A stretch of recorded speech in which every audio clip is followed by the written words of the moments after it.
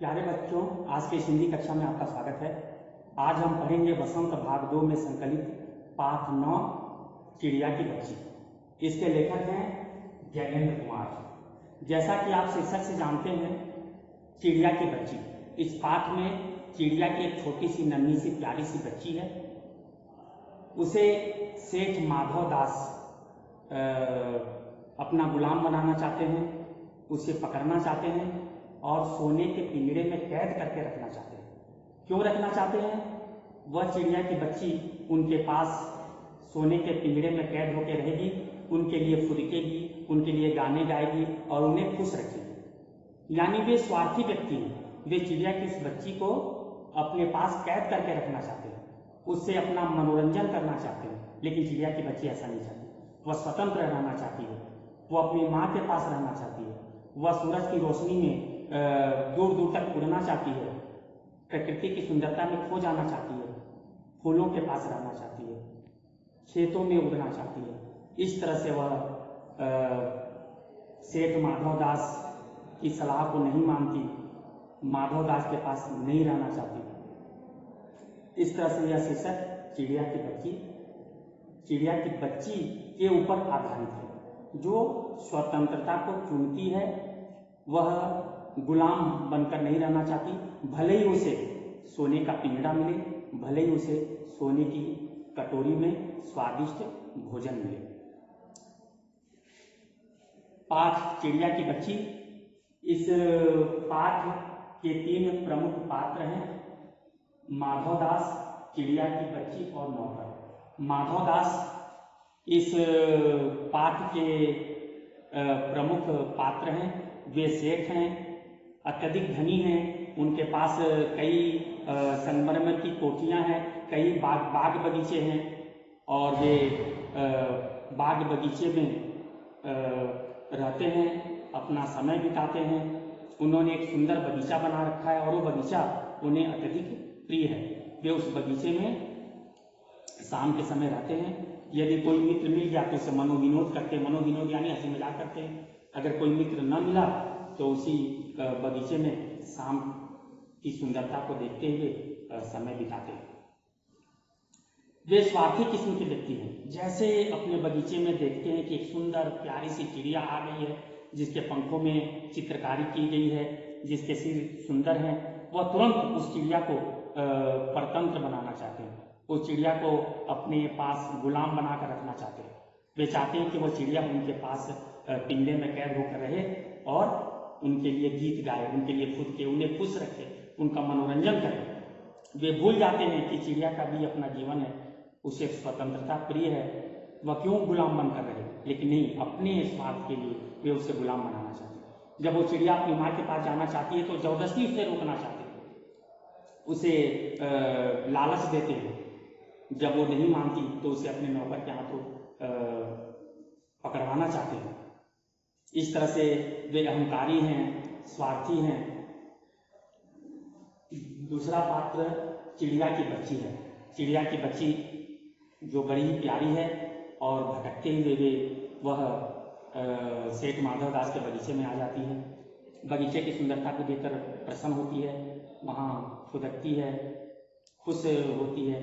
जैसे माधव दास देखते हैं, वे चिड़िया की बच्ची को कैद करना चाहते हैं, गुलाम बनाकर रखना चाहते हैं।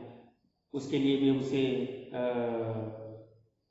लालच देते हैं कि तुम मेरे पास रहोगी तो मैं तुम्हें सोने का महल बना के दूंगा, सोने का पिंजरा बनाऊंगा, ऐसा सोने का पिंजरा जो संसार में अनुपम होगा। तुम्हें सोने की कटोरी में भोजन मिलेगा, बस तुम इतना करना कि मेरे लिए गाना, मेरे लिए फुदकना, मुझे खुश रखना। वे कहते हैं कि तूने मेरा चित्त प्रफुल्लित कर दिया है, यानी मुझे आनंदित कर दिया है, इसलिए तू कहीं मत जा, मेरे पास रह। लेकिन चिड़िया की बच्ची गुलाम बनकर नहीं रहना चाहती। वह स्वतंत्र होकर आकाश में उड़ना चाहती है। उसे अपनी माँ प्रिय है, वो अपनी माँ के पास जाना चाहती है, अपने भाई बहनों के पास जाना चाहती है। वह सूरज की रोशनी में खेलना चाहती है, धूप में फुदकना चाहती है। इसलिए वह सेठ माधव दास के इस प्रस्ताव को ठुकरा देती है। वह वहाँ से तुरंत चले जाना चाहती है। लेकिन माधव दास जब उसे पकड़ते हैं, अपने नौकर के हाथों से पकड़वाने की कोशिश करते हैं, तब वह अचानक नौकर के हाथों से छूट जाती है और सीधे माँ के पास जाती है। माँ की गोद में अपने आप को छिपा लेती है और सिसकने लगती है। माँ की गोद में उसे स्वयं को सुरक्षित महसूस करती है। इसके बाद नौकर भी तीसरा पात्र है। जब माधवदास घंटी बजाते हैं तब नौकर उस घंटी को सुनता है और सीधे माधवदास के पास आता है। माधवदास इशारे से चिड़िया की बच्ची को पकड़ने के लिए कहते हैं और वह सावधानी के साथ चिड़िया की बच्ची को पकड़ने के लिए जाता है। यहाँ तक कि वह चिड़िया की बच्ची को पकड़ भी लेता है, लेकिन अचानक कठोर स्पर्श को महसूस करके चिड़िया की बच्ची अचानक तेजी के साथ उड़ती है, जिससे वह सेठ नौकर के हाथों में आकर भी नहीं आ पाती, उससे बच जाती है और माँ के पास चली जाती है। ये 3 पात्र हैं। अब हम इसका सारांश समझते हैं। माधवदास सेठ हैं, उनके पास धन संपत्ति है, कई कोठियाँ हैं, कई बाग बगीचे हैं। वे उन बाग बगीचों में भ्रमण करते रहते हैं। वे कला प्रिय हैं, किसी भी प्रकार की कोई भी बुरी आदत उन्हें नहीं है। वे सुरुचि पूर्ण स्वभाव के हैं, कला से प्रेम करते हैं, प्रकृति प्रेमी भी हैं।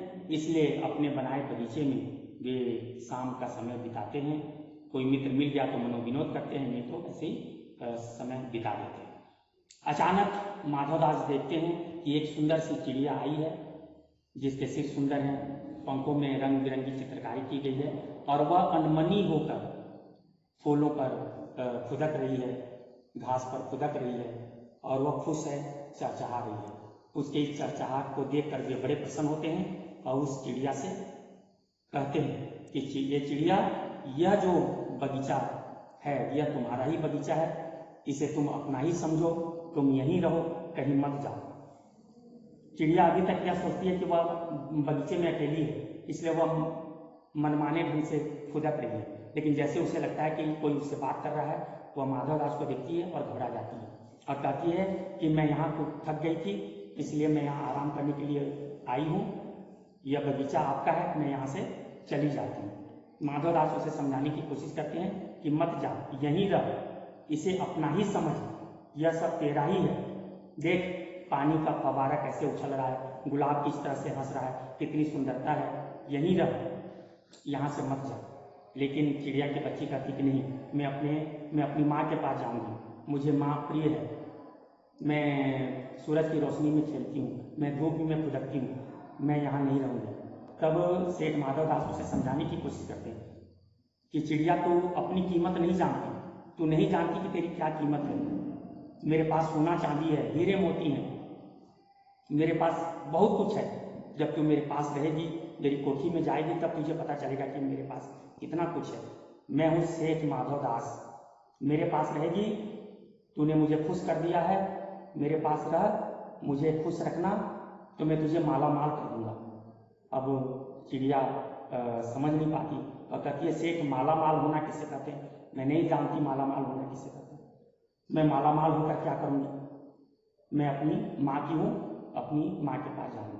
तब सेठ कहते हैं कि अरे तू नहीं जानती, तू कितनी भोली है, तू अपनी माँ के पास जाके क्या करेगी, तेरे माँ के पास क्या है, तेरे घोंसले में क्या है, वहाँ कुछ नहीं है, देख मेरे पास कितना कुछ है, सोने का पिंजरा बनवा दूंगा तेरे लिए, सोने की कटोरी में भोजन करेगी, तेरी कीमत बढ़ जाएगी।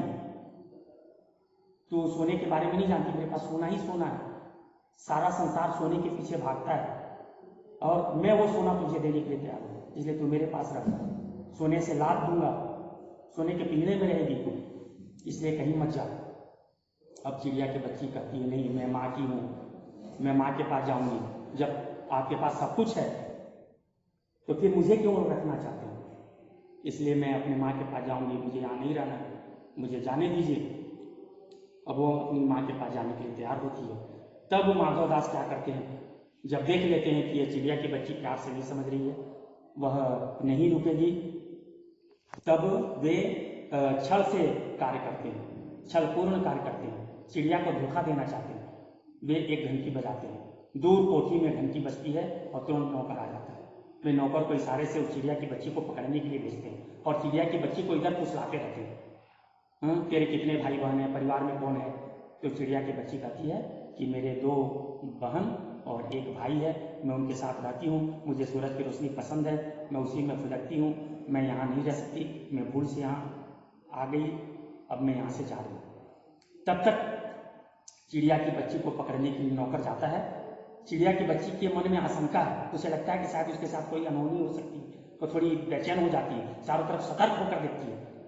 हमारे मन में एक छठी इंद्रिय है, कभी कोई दुर्घटना होने लगे, कहीं कोई विशेष घटना होने लगे, तो हम पहले से थोड़े सक्रिय होने लगते हैं। अगर हमने उस सक्रियता को समझ लिया, छठी इंद्रिय के उस आवाज़ को समझ लिया, तो हम आने वाली बातों को समझ लेते हैं, आने वाली घटना के विषय में पहले से पूर्वानुमान लगा सकते हैं। और अगर हमने नहीं समझा तो साधारण समय बीतता है और दुर्घटना हो जाती है। यहाँ चिड़िया की बच्ची की छठी इंद्रिय जागृत हो जाती है, इसलिए वह सतर्क हो जाती है। और जैसे ही नौकर चिड़िया की बच्ची के शरीर को स्पर्श करता है, वह तेजी के साथ उड़ती है, क्योंकि उसे ऐसा लगता है जैसे कोई कठोर स्पर्श उसके शरीर को छू गया है, और सीधे से उठ के अपनी माँ के पास जाती है और माँ की गोद में गिर पड़ती है और सुबकने लगती है, ओ माँ कहने लगती है।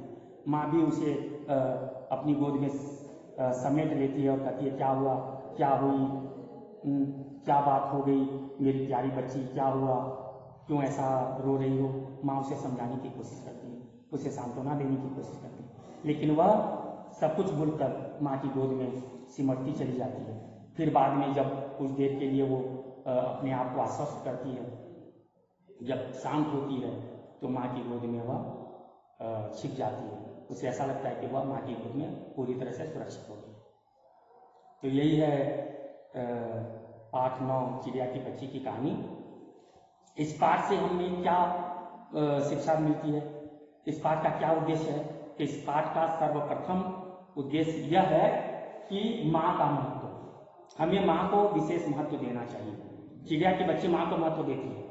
सेठ माधवदास उसे समझाने की कोशिश करते हैं, फुसलाने की कोशिश करते हैं कि मेरे पास रह जा, तुझे सोने का पिंजरा बनाकर दे दूंगा, सोने की कटोरी में खाना या हर प्रकार की सुख सुविधा तुझे मिलेगी, बस खाली मेरे लिए तुझे फुदकना है, गाना है और मुझे खुश रखना है। लेकिन वो अपने माँ को महत्व देती है, कहती नहीं, मैं माँ के पास जाऊँगी, मैं यहाँ नहीं रह सकती। इसके बाद परिवार का महत्व, अपने 2 बहनों और भाई को भी महत्व देती है, परिवार के पास रहना चाहती है, उन लोगों के साथ स्वतंत्र भाव से रहना चाहती है। वह माधवदास के पास क्यों रहे? इसलिए हमें हमेशा अपने परिवार को महत्व देना चाहिए, अपनी माँ को महत्व देना चाहिए। भले ही कोई हमें कितना भी फुसला ले, कितना भी हमें लालच दे, लेकिन हमें अपनी माँ और अपने परिवार को विशेष महत्व देना चाहिए। अब तीसरा है स्वतंत्रता का महत्व। व्यक्ति के जीवन में स्वतंत्रता का महत्व। अगर कोई गुलाम है तो उसका जीवन हीन है, उसके जीवन का कोई महत्व नहीं है। यहाँ चिड़िया की बच्ची को सेठ माधवदास परतंत्र बनाना चाहते हैं, गुलाम बनाना चाहते हैं। वे चाहते हैं कि चिड़िया की बच्ची उनके यहाँ रहे, उनके लिए गीत गाए, उनके लिए कूदके और उनका मनोरंजन करे। इसके लिए वे उसे भले ही सोने का पिंजरा में उसे रखें, सोने की कटोरी में भोजन दें, हर प्रकार की सुख सुविधा दें, लेकिन आखिर वह तो गुलाम होकर रहेगी, वह तो परतंत्र होकर रहेगी, वह तो स्वतंत्र भाव से खुले आसमान में उड़ नहीं सकती, खुले आसमान में कहीं भी नहीं जा सकती। हाँ, सूरज की धूप और सूरज की गर्मी, सूरज की रोशनी को महसूस नहीं कर सकती। उसे हमेशा ही सोने के उस पिंजरे में कैद होकर रहना पड़ेगा। यह गलत है, और इसीलिए चिड़िया की बच्ची माधवदास के प्रस्ताव को स्वीकार नहीं करती, वह वहाँ से अपनी माँ के पास जाना चाहती है। इसके बाद है प्रकृति प्रेम। प्रकृति प्रेम दिखलाना भी इस पाठ का उद्देश्य है।